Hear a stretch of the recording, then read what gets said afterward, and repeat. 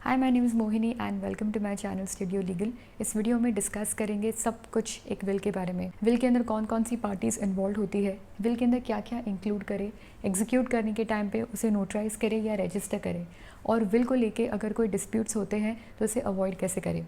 ये सारी parties involve होती है एक विल के अंदर: टेस्टेटर, बेनिफिशियरी, विटनेस और एग्जीक्यूटर। बात करते हैं टेस्टेटर की। टेस्टेटर वो होता है जो अपनी मर्ज़ी से विल लिखता है, यानी बिना किसी के दबाव से, बिना किसी के मेंटल प्रेशर से टेस्टेटर ये डिक्लेयर करता है विल के अंदर कि टेस्टेटर की इतनी प्रॉपर्टीज़ है, इतनी लीगल एयर्स है, और वो अपने मरने के बाद में उनकी जितनी भी प्रॉपर्टीज़ है वो एक पर्टिकुलर रेशियो में डिवाइड करना चाहते हैं अपने लीगल एयर्स के बीच में। तो ये सब लिखा जाता है एक विल के अंदर। बात करते हैं बेनिफिशियरी की। बेनिफिशियरी वो होता है जिसके फेवर में विल लिखी जाती है, यानी टेस्टेटर के डेथ के बाद में जो भी प्रॉपर्टीज़ है वो जिसके फेवर में आने वाली है, जिसके नाम होने वाली है, वो होता है बेनिफिशियरी। बेनिफिशियरी कितने भी हो सकते हैं, कितने भी नंबर में हो सकते हैं। Let's talk about executor. Executor एक बहुत इंपॉर्टेंट रोल प्ले करता है एक विल के अंदर। टेस्टेटर खुद अपनी मर्ज़ी से एग्जीक्यूटर को अपॉइंट करता है विल लिखने के टाइम पे। Let's take an example. Will के अंदर 4 बेनिफिशरीज़ दिए गए हैं जिनके नाम पे प्रॉपर्टीज़ होने वाली है। विल के अंदर एक रेशियो भी डिफाइंड है, उसी रेशियो के बेसिस पे जो प्रॉपर्टीज़ है वो बेनिफिशरीज़ के बीच में डिवाइड होनी है। तो जो एग्जीक्यूटर है वो ये मेक श्योर करता है कि टेस्टेटर की डेथ के बाद में जितनी भी प्रॉपर्टीज़ है वो ठीक तरीके से विल के अकॉर्डिंग, विल के रेशियो के बेसिस पर ही जो प्रॉपर्टीज़ है वो बेनिफिशियरीज़ के बीच में डिवाइड हो जाए, ठीक तरीके से, लीगल वे से, बिना किसी झगड़े या फाइट के। तो एग्जीक्यूटर जो है वो थर्ड पार्टी का काम करता है। एग्जीक्यूटर खुद एक बेनिफिशियरी नहीं होता है अनलेस जो टेस्टेटर है उन्होंने भी कुछ एग्जीक्यूटर के नाम पे किया हो। अब क्वेश्चन ये उठता है कि क्या एग्जीक्यूटर और बेनिफिशियरी को सेम होना चाहिए।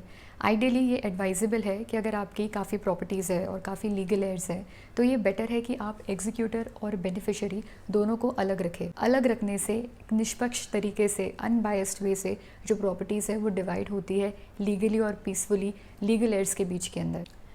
अब बात करते हैं कि विल के अंदर क्या क्या इंक्लूड करें। आपको विल उसी तरीके से बनाना है जैसे कि वो आपकी लास्ट विल हो, यानी आपकी जितनी भी प्रॉपर्टीज़ है उन सबको आपको विल में आइडियली मेंशन करना चाहिए। अगर आपकी 5 प्रॉपर्टीज़ है तो पाँचों प्रॉपर्टीज़ को आप मेंशन कीजिए विल के अंदर। फॉर एग्जांपल, आपकी इनहेरिटेड प्रॉपर्टी जो आपके नाम पे हो चुकी है वो प्रॉपर्टी आप इंक्लूड कर सकते हो। जो भी प्रॉपर्टी आपके नाम पे नहीं है उस प्रॉपर्टी को आप इंक्लूड ना करें। आपकी एंसेस्टर प्रॉपर्टी, इनहेरिटेड प्रॉपर्टी, आपकी सेल्फ एक्वायर्ड प्रॉपर्टी जो कि आपने खुद ने खरीदी है, आपके बैंक अकाउंट्स, आपके कैश, आपकी वैल्यूएबल आइटम्स, फॉर एग्जांपल आपकी ज्वेलरी, और आपके इन्वेस्टमेंट्स जो भी आपने अपने लाइफ टाइम में किए हैं, इन सारे आइटम्स को, इन सारी प्रॉपर्टीज़ को आप इंक्लूड करें आपके विल में एक प्रॉपर रेशियो देके, ताकि आपकी लीगल एयर्स के बीच में कन्फ्यूजन ना हो कि किसके अकाउंट में कितना शेयर आना है।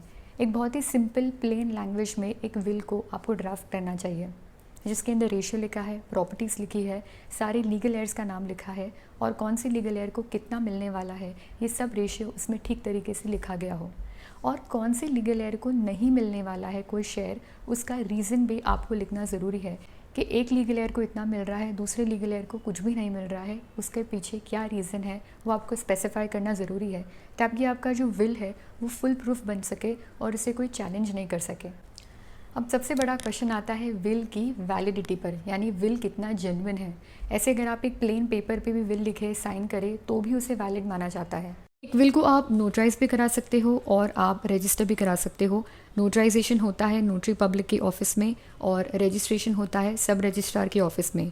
आप दोनों ही विल को चैलेंज कर सकते हो in the court of law, यानी आपको अगर विल को गलत प्रूव करना है तो आप किसी भी विल को कोर्ट में चैलेंज कर सकते हो।